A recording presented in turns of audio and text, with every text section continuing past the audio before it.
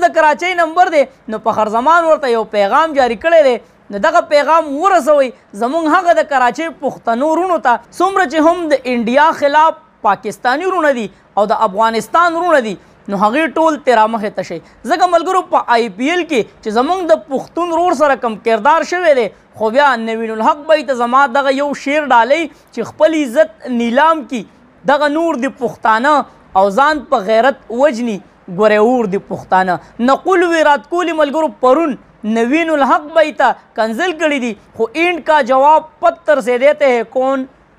پټان نو هغه ورته واپسې کنزل کړي دي ملګرو او په خوله کې ول هغه کنزل وچ کړي دي نو ملګرو دا خبره زما په خیال ډېره لرې تللې وه ځکه چې د سیټ کې زه ستاسو سره دا ویډیو شریک کومه ګوتم ګمبیر کم چې د نوین الحق بای زما په خیال د هغوی د ټیم کوچ دی هغه هم میدان ته راغلی او ګڼه جوړه شوې وه او ویرات کوهلي ته هغه هم خبرې کړي دي چې د سړي زوی جوړ شه ځکه ملګرو د ویرات کوهلي دغه نقلتوب به تاسو لیدلي خو بیا دا هم مشهور دي چې اپنے گھر کے شیر انډیا والے نو تاسو ته معلومات دي ملګرو چې دا په خپل کلي علاقه باندې ازمري دي که د کرکټ حوالې سره ازمري دي نو د دوی دا سوچ دی چیرې که دلته میلمه راځي او که هر څوک راځي نو موږ به پې هغه خپله بدماشي خرڅو وجه څه ده ملګرو چې آی پی ایل کې دغه کلاړیان په ډېرو ګرانو پیسو باندې خرڅېږي نو څنګه چې ملګرو تاسو ته معلومات دي چې کم بهر ملکي کلاړیان دي هغه د سریلنکا دي که د اسټرالیا دي که د نورو ملکونو دي نو هغوی ته د آی پی ایل کې ډېرې خبرې شوي دي خو هغوی واپسې هم د حق کلاړي نه معافي غوښتې ده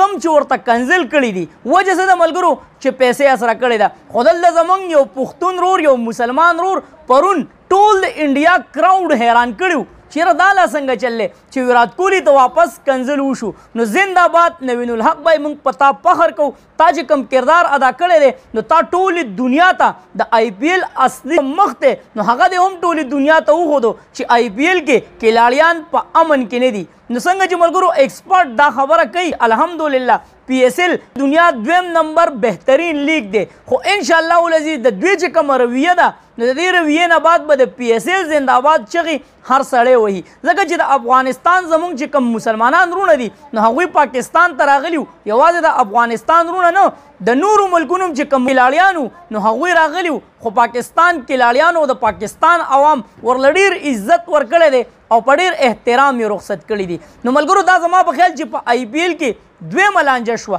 ځکه 2-3 ورځې مخکې ما دا خبر هم اورېدلی چې د ګربز او د پانډیا خلاف هم یو بل ته څه خبرې کړې وي لانجه کړې وه نو د انډیا چې کوم کرکټران دي نو هغوی ځان ته څه وایي خو د پښتون زور یې نه دی لیدلی نو انشاءالله العزیز پرون چې ویرات کوهلي ته کوم جواب میلاو شوی دی نو زه وایم بیا به د پښتون سره نه چیړي خو زمونږ دغه پښتانه وروڼه کوم چې دا خبره کوي و انډیا والا زمونږ وروڼه دي او پاکستان زمونږ دشمنان دي نو هغوی ته به هم په دې کې یو پیغام میلاو شوی چې دغه خلک چرته هم د مسلمان دوست نشي کېدی یو ډېر زیات اهم خبر ملګرو د نیوزیلینډ او د پاکستان چې کوم دریم اوډیای دی نو هغې باره کې فخر پښتونخوا فخر زمان یو پیغام جاری کړی دی د چا دپاره چې کوم د کراچۍ کراوډ دی نو د هغوی دپاره ځکه ملګرو چې د راولپنډي کوم سټیډیم دی نو د هغې کراوډ بهترین د لاهور چې کوم سټیډیم دی نو د هغې کراوډ بهترین نو اوس د کراچۍ نمبر دی نو فخر زمان ورته یو پیغام جاری کړی دی نو دغه پیغام ورسوئ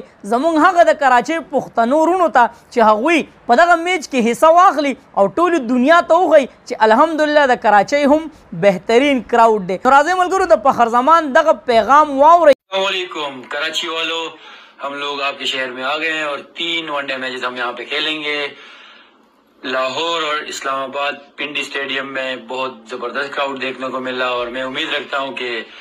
کراچی کراؤڈ ہمیں مایوس نہیں کرے گا ویډیو لازمی مخکې شیر کوي چرته مې الله خاد آباد او خوشحاله ساته اخره کې د زړه نه یو آواز پاکستان زنده باد پټان زنده باد تل دی وي آباد دی وي زموږ وطن پاکستان دی وي مسلمان دی وي الله پامان